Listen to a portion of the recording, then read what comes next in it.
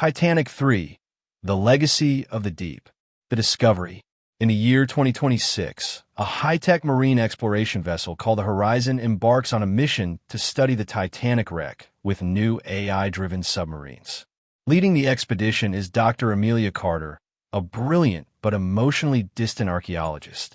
During a routine dive, her team discovers a previously uncharted section of the ship, hidden beneath collapsed debris.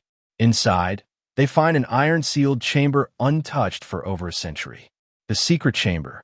Breaking into the chamber, the divers uncover priceless artifacts, porcelain dishes, love letters, jewelry, and one peculiar object, a waterproof journal wrapped in oilskin.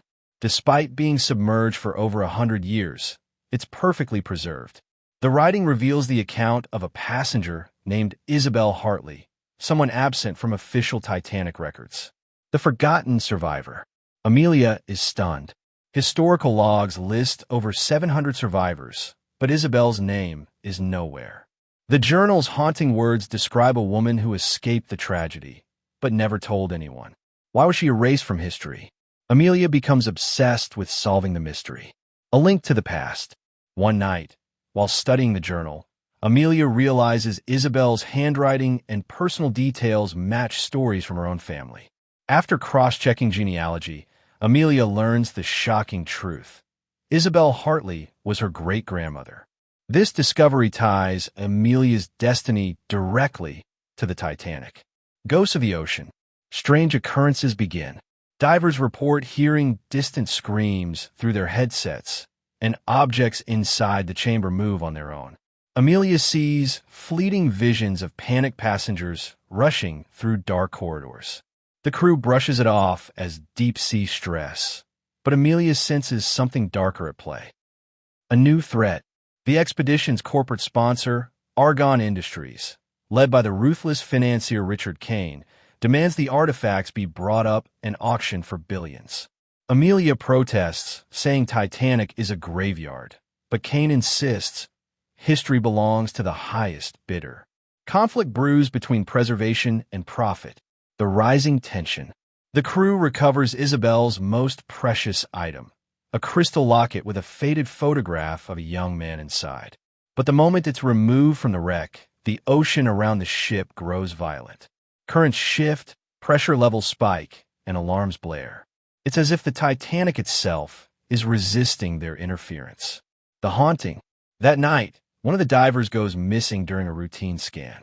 His body is later found floating lifelessly near the wreck, his face frozen in terror, eyes wide open.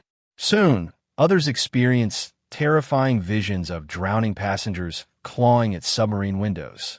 The line between hallucination and reality blurs. Isabel's truth. Amelia dives deeper into the journal. The entries reveal Isabel survived the Titanic only by betraying fellow passengers. She pushed others aside to reach a lifeboat.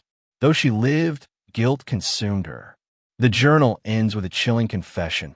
I should have perished with them. I am bound to their fate until my soul is forgiven. Love lost, love found. Amelia uncovers Isabel's most painful secret. She was in love with a poor musician named Edward Hale, who sacrificed his life so she could board the lifeboat. The photograph inside the locket is Edward. Their doomed romance echoes the tragedy of Jack and Rose, love destroyed by fate and the icy Atlantic. The curse awakens. The removal of the locket has unleashed Isabel's curse. Titanic's wreck becomes unstable, groaning as if alive. Ghostly apparitions begin reenacting the disaster. The screams of women and children, the band playing as water rises, lifeboats lowering into chaos. The shipwreck is no longer just metal. It's a haunted grave. Race against time. Amelia's team realizes they must leave, but storms trap them above, and the wreck grows more unstable with every dive. Amelia believes the curse won't stop until the locket is returned. But Richard Kane refuses, planning to smuggle it out to sell at auction. The team is torn between survival and morality. The betrayal. During a tense confrontation, Kane secretly takes the locket and descends in his personal submersible to steal more treasure. But he never returns. The sub is later found crushed like a tin can, the locket missing. Kane becomes another victim claimed by Titanic's curse. Amelia's choice. Amelia is forced into Isabel's exact position, to sacrifice others for her own life, or risk herself to make things right. Her crew urges her to leave, but Amelia decides to confront the curse head-on, determined to end her great-grandmother's suffering. The return of the dead. In the depths, spectral figures of Titanic's passengers rise, frozen in their last moments. They surround Amelia, reenacting the panic of 1912. She realizes these spirits are bound by Isabel's guilt, unable to rest.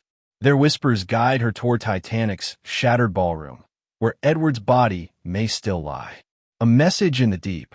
The spirits reveal that peace can only come if Isabel's locket is returned to Edward's remains, reuniting their love in death.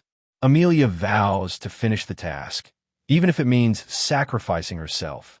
The deepest dive. Against all odds, Amelia pilots a fragile submersible into Titanic's most dangerous collapse section. The wreck groans violently as the ocean threatens to crush her. After a harrowing search, she finds Edward's skeleton still clutching his violin, lying silently in the darkness. The final goodbye. Amelia places Isabel's locket on Edward's chest. Instantly, the water around her glows with a soft, ethereal light. Titanic's spirits appear one last time, not in horror, but in peace. Isabel herself appears. To Amelia, whispering, "Thank you for setting me free." She fades into the light, reunited with Edward at last. Escape to the surface. The Titanic wreck collapses completely in a thunderous implosion, sealing its secrets forever.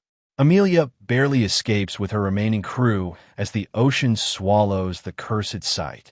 For the first time in a century, Titanic finally rests undisturbed.